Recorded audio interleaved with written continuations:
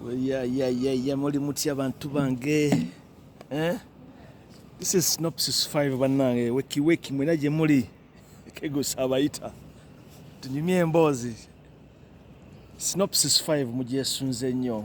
Omanyi story eno mpanvu. The untold story. Ebibeerawo bye mutamanya. N'ebirala byonna bye muba mutegedde oba mu mawulire oba mu ŋŋambo oba muti naye kati bw'oba inside man nze nabagamba kiri ekintu kimu. I was always around my dad and my mom. Mu myaka gyabwe egyo gye baakoleranga mu mirimu gye baalingamu. Kati example kambawe office ya mami. Nagendangayo nga typinga telex. Mumanyi telex ne telegram. Because she was a company secretary back in the day. And when nava ku Buganda Road, it's actually very strange, it's very interesting. Emotoka zajjanga ezisatu nnya. Kuba emotoka zajjanga bbiri. Muzeeyo omusajja asindikanga emotoka okutununa. Then ne basindika emotoka ya company, ya government, sijui Development Corporation. Kati ne mami naye n'asindika driver wa Anone mu Benz. Really, we kind of, that's another story anyway. Kati today ku SYNOPSIS yaffe. Kuba ebintu ebimu byemba byetudiscuss nze nange njigiramu. It's kind of what you call a reflection. Manyi bw'ojjukira ekintu ekyaliwo. N'ogamba, oh really? That was then. But now. So, the story of the SYNOPSIS continues. The untold story. Express Football Club, Mukwano Gwabanji, and KCC Jogo. No, KCC Kasasiro Boys, Vida Express, Vida Soccer Club, Vida Jogo. It had a very long name. Mommy. That's what we learned last week into Vida. Eyakawoya Patrick, Evamo Express. So, today kumbozi yaffe. 1985, on the 23rd of November, Cup Final, Uganda Cup Final, which originally was called the Kakunguru Cup. And from my investigations, there was a need to organize football during that time.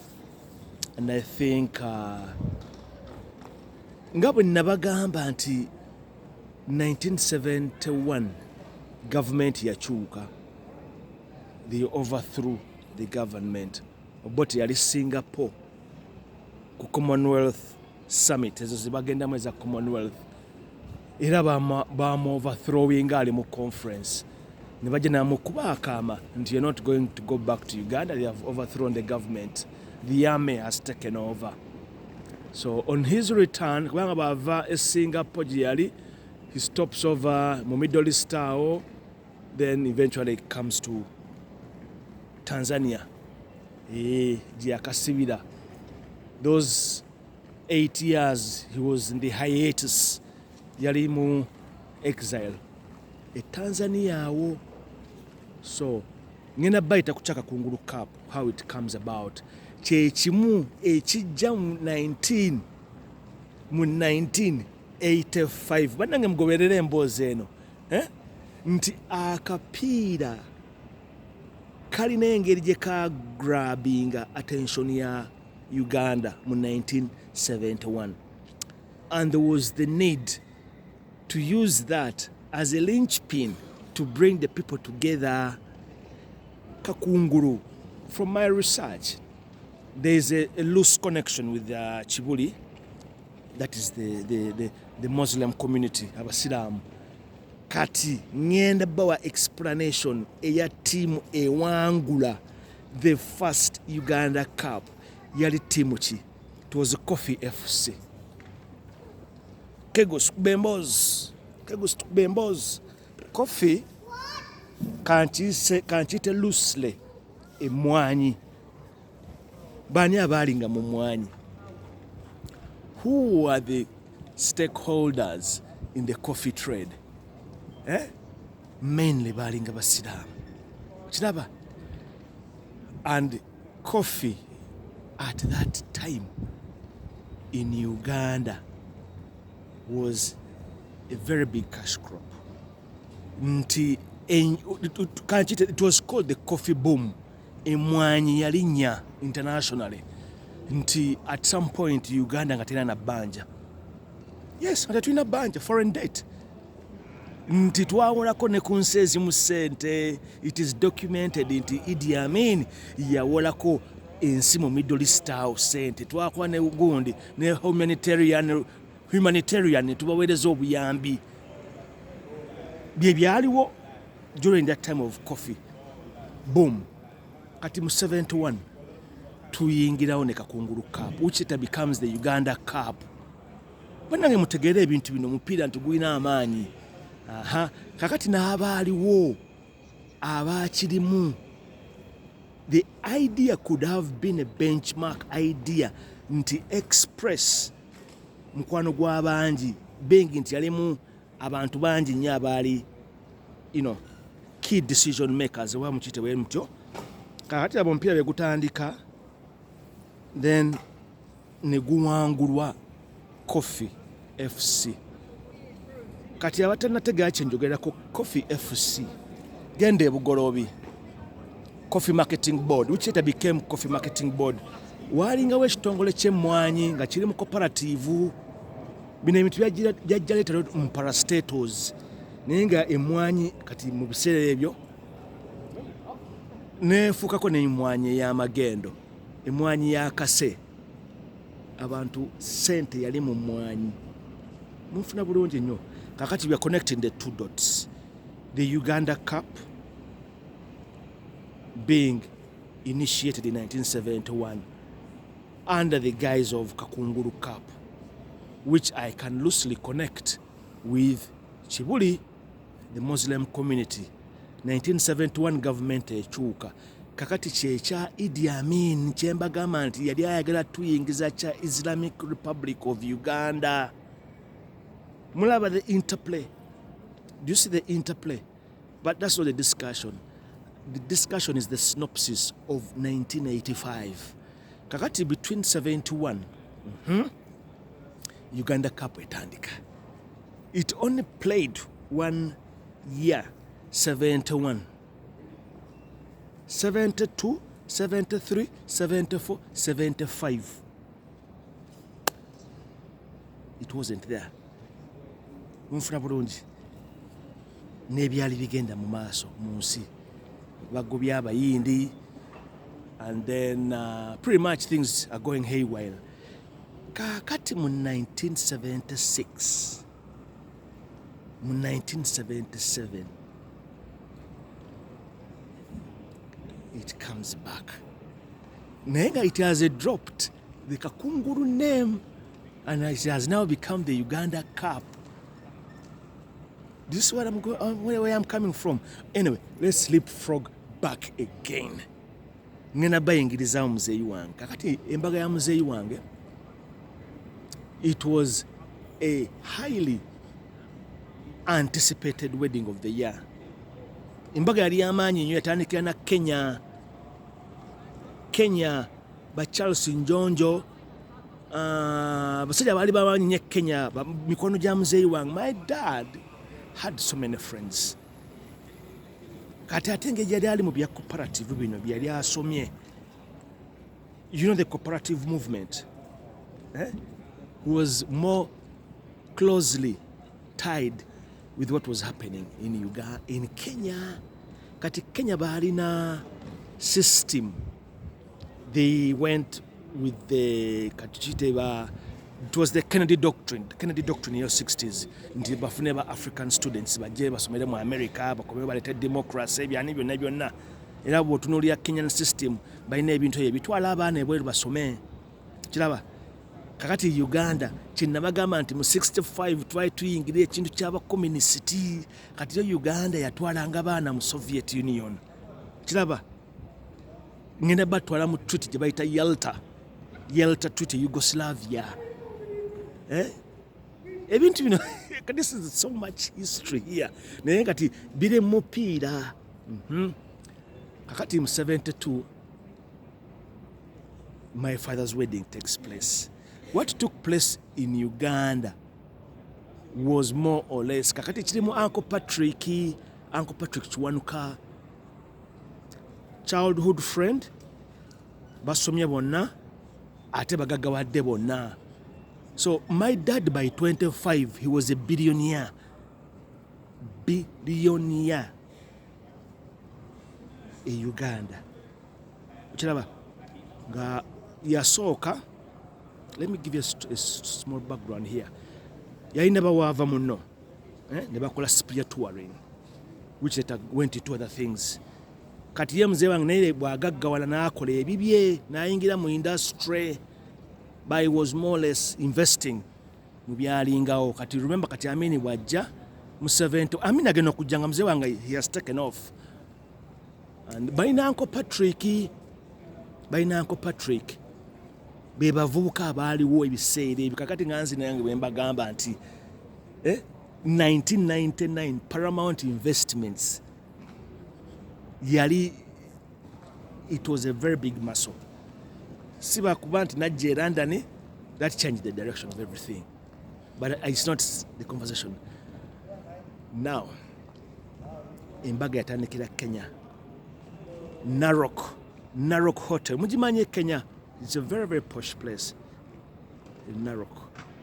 My mom nga alina okusigala yasome munfuna bulungi nnyo. So my dad was flying in between Uganda and Kenya nga mama wange bw'asoma. Remember nabaga mama wange yali mwana muto. She was just of age. She had just come of age. Over 17, over 16, abo atyo emyaka bwe gityo bwe gyali. So kakati bitandikira Kenya. That's how my dad introduces my mom to so many people in Kenya ab'amaanyi, which are going to play later on in 79 nga tuli Kenya. We had a lot of connections in Kenya. Kirereshwe na mama wange yali mukazi mulungi nnyo nga ate abannakenya bamwagadde nnyo. That was one thing that brought them together, my mom and my dad. My mom was very, very attractive and likable nga abantu bamwegomba nnyo. So my dad was like in the background, was always the shadow behind. Kiraba ekikwewunyisa nti oluusi kati twalinanga emmotoka waka nga mama wange ayinza okuvuga tato wange n'atula emabega mu Benz. Kati ng'ayagala nnyo okuwa abantu erifuti ekyebanda. Omunjuka yakyebando, my mom never used to leave anybody on the stage. Paka kaleerwe ng'ajja alonda abantu abateeka mujja mutuule mukulu kyande watudde mabega. Kiraba, this is how we grew up. Very contradictions zaalinga nnyingi nnyo. Kiraba kakati embaga egenda okujja e Uganda erimu ba James Sekamatte, emikwano gye baani bonna yali Namirembe Cathedral. Reception yali Silver Springs Hotel. Eyo hotel yali part of Uganda Hotels. Ezali built, there were 6 hotels in Uganda during that time. I don't know what I can tell you what I'm talking about here.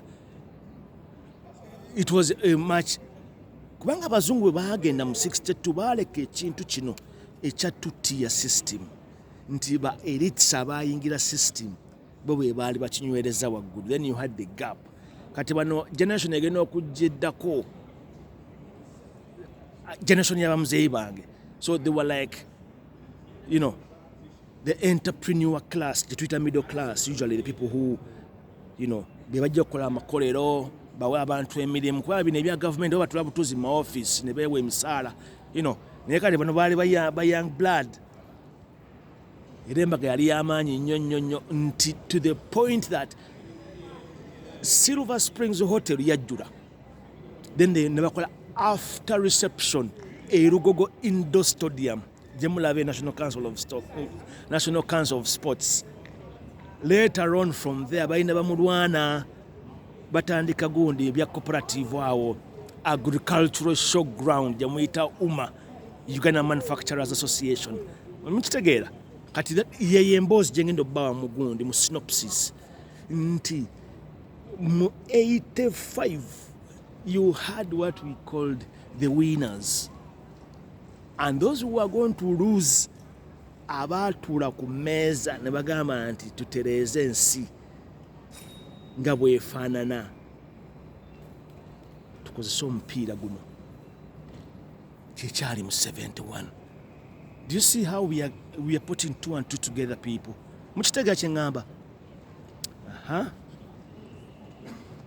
Tuli mu 76, Uganda Cup ekomawo. Kale kati kyali Kakungulu Cup. Ne ttiimu zeeyongedde. Tulina Naitiru, tulina ani kati ezo zigundi ziparasito ze nabagamba nti kakati kyalinga oba nti gavumenti yakitaddewo nti akapiira kabe nti kalinamu control minus Express and KCC. Okiraba? Kubanga there was Coffee, there was UCB, there was Naitiru, there was this, there was that, Kasese, sijui Kirembe Mines, teams ali nyingi nnyo. Ng'ate zonna z'amaanyi. Nga zonna z'amaanyi. Tuyingira 77. Kakati in between awo mbuusebuuseemu awo, kakati the founder of Express had been in so many dramas, left, right and center. Initially baali bamusibyeko ogw'okwagala okutta Kabaka, later early in the 60s, ate mu 70s, government emutaddeko accusations nti ki atabula ebigenda mu maaso. Naddukira Kenya, Jolejo Kiwanuka. Era gye yali Kenya nozanga ali ku wanted list, government yamutumya ne bamuwaayo. Kati bamuwaayo ne bamukomyawo Uganda, the rest is history. So but quote unquote they say he was murdered. Okay, ine tuvaayo 77 Cup final Express nga bwe nabagamba mu SYNOPSIS 2. It was the team to reckon with. Express decisively knocks out all the clubs up to almost the finals. But what really nailed the situation,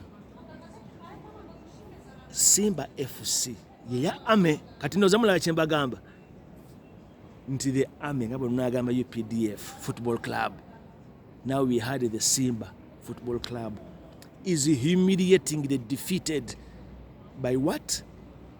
By Express. And do you know what happens eventually?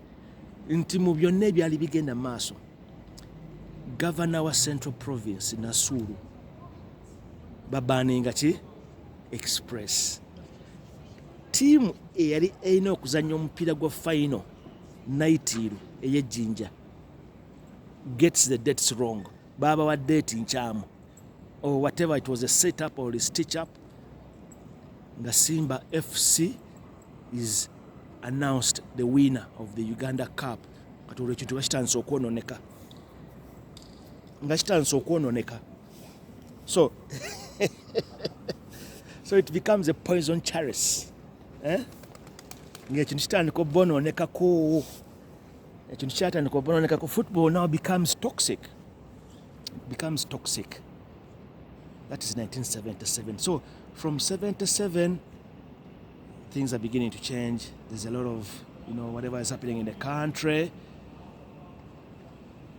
Kati generation y'aba billionaires emaze okusecuringa ebini sectors nga bwe nabagamba nti nakibagamba ekintu kino nti nze kati I use my example because it's the one which is relevant to what we're talking about. Siteka mbantu mboozi eno. My father yalimbya amafuta. Kiraba? Petroleum, which was later called UPET, Uganda Petroleum. Kiraba? The tail end of it, distribution or whatever. Now I'm mikwano gye bensobola okumentioninga bamwami Kiryowa, baani bonna bamwami Muwanga, very powerful people. Bamboowa, baani bonna nga bali mu different things, bali mu mwanyi, bali mu ki, beba billionaire benkosanga reference mu mboozi eno but what if you're following what I'm talking about kakati akapiira ne kaesasasika express goes into hibernation. It only returns in 81 after the government of Idi Amin is overthrown and the general elections are held. Waliwo emboozi nyingi nnyo wakati kubanga ffe twali mu exile namagamba we were in exile twali mu exile Kenya gy'emikwano gye gye mbagambye gya muzeeyi wange gye yalina Kenya ene bannayuganda abaddukire Kenya ebiseera ebyo beesangangayo nga more or less it's the people who had the connections there ababa introducinganga ku bantu abalala okiraba. There are many people there I remember bangi nnyo benzijukira nga tuli e Kenya. Yes, nali mwana muto naye nga I can tell you nti nalaba Lule, I can tell you nti nalaba Paulo Mwanga, I can tell you nti nalaba ono naye mwana muto naye na muzeeyi okiraba. So ffe tugenda okukomawo mu 81 ng'ensi eringa eteredde after the general elections that were not general elections kubanga ne Obote nti agenda okudda baleeta muleete. He wasn't katukiti nti he was appointed oba nti the party had the majority of votes whatever mukita votes. Yes, kakati olwo parliament egenda okuddamu. Tudde ku mupiira gwaffe kakati omupiira gwali gufaanana gutya around that time gwali gutandise okuddamu momentum naye kakati ebigenda okutandikawo awo 81 to 85 byali ki ebigenda okuyingiza babiliyoniya bagambe nti tugenda kuzanya syndicate. Bannange mugoberere emboozi ne what was the syndicate about? Kakati kiri bwe kiti. Let me explain to you in layman's language. Bintu si byangu. Layman's language emboozi gye mujja okutegeera nti kakati syndicate ebeera bweti. Nze nali mu entertainment nali mu gambling Paramount Investments nti woofunira wonyweza bwe bakugamba nti Kegus ali mu mawoteeri that is my sector. Bwe bakugamba nti Nsubuga ali mu makolero that is his sector. Kiraba bino ebintu be happening even today in today's world. You know, you stake out or you prospect something for the sake of your interests oziprotectinga.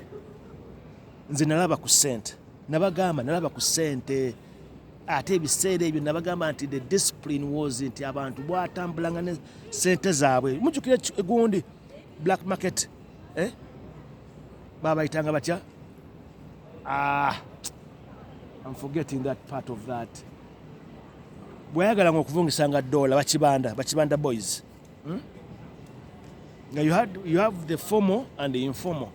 Sente zatambuliranga mu bantu yensi gye twalina e Uganda. Kati ebyali mu Uganda between 81 and 85 byadetermininga ebintu bingi nnyo. Mu mwaka gwa 85 nga bamaze okuggyako government y'Obote. These things play side by side. Ne mbayitira ekigambo kye bayita patronage nti interests zo ng'omugagga zibeera mu bintu bingi nnyo byoyagala okusecuringa era byoyagala okuba nti nno bitambula. You might be working with the government ng'olina tender ennene. You might have things where you need tax exemptions. You might have things, you know, it's a power play of things. Kakati 27th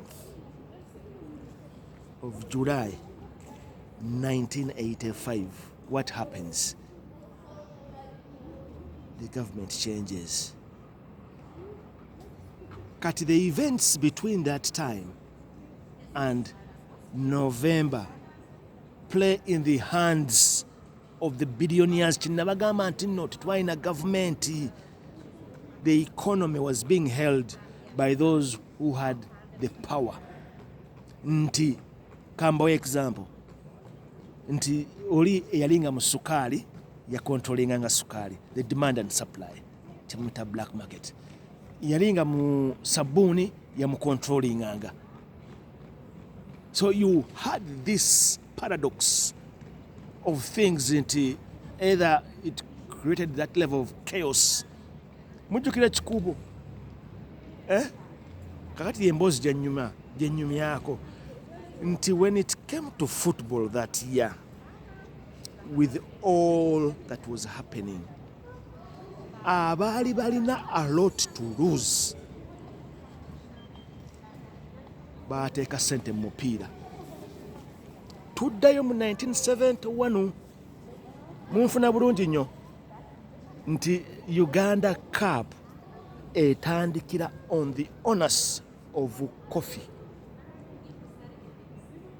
The benchmark, the foundation of saying that to bring the people together as one, we have to put there something that brings them, of course, football is a game that divides but unites as well. That's the contradiction there, people. Tuli bulungi. Emboozi ya Keguse ebanyumira naye nze eno synopsis kati tusigaza 4 minutes tunyumye ebiriwo nemmwe byemutegeera. Nze kubanga nze ntegeera omupiira gwe mbanyumiza gwe gwaliwo gwenzijukiranga ndi mwana muto nebye nalabako nti it is a paradox.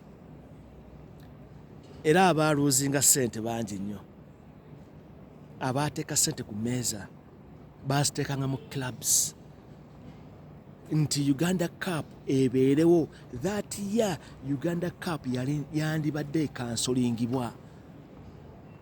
They would have cancelled the Uganda Cup. Kakati my uncle laba bwayingira obwa chairman of Express, and he's given the responsibility to deliver ye syndicate gye mbagamba.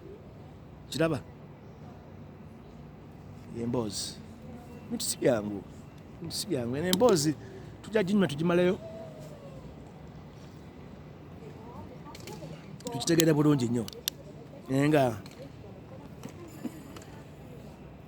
it's untold. Era nga bwenagambye nti nene emboozi okugitegeera nti yaliyo eri mu memories. It is what you remember seeing. Kubanga nze nali mu kisaawe e Nakivubo nendaba excitement yali mu Uganda, from the fear that grift ekintu ekyabikka ensi. Kirina kati nga bwe munaafiirwa omuntu kati. When my dad died, there was that gap he left. Tuli baana bato 1990, my mom was, so many things, that void. Then everything begins to fall apart. Kiraba kakati in 1985, give me the scenario that was happening in the country. Things were chaotic. Looting, of course, revenge, gundi kuttingana. Twalina panda gali era nga akomyeyo. Panda gali yaliwo mu 1980s. Mujjukira panda gali naye kati nga bamuyita Kiyola, whatever, they were these funny names. Then we had the curfews. Kubanga ensi yali under military rule. You get me? Military rule ekomyeyo mu 1971 gye twalimu mu 1971. Kiraba yemboozi. So this is Synopsis 5. Next week, we are good people. Yemboozi. Synopsis 6 next week.